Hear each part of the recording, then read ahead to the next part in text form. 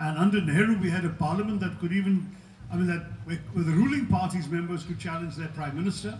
Our government has successfully reduced parliament to a notice board and a rubber stamp. Under Nehru, we had a parliament that could even, where the ruling party's members could challenge their prime minister. We saw a finance minister being forced to resign over a scandal exposed by a Congress backbencher. We saw the prime minister having to be accountable to Parliament even during an ongoing war, the 62 China war.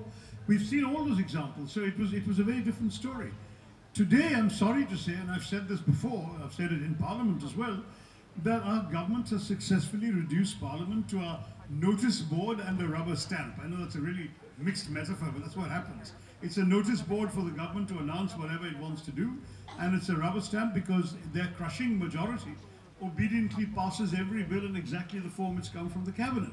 And there's simply, it doesn't matter what you say in the debates, which wasn't the case in the past. As recently as the UPA government, I can remember a debate involving something to do with the Ministry of Health, some health bill, where opposition medical doctors raised some interesting points.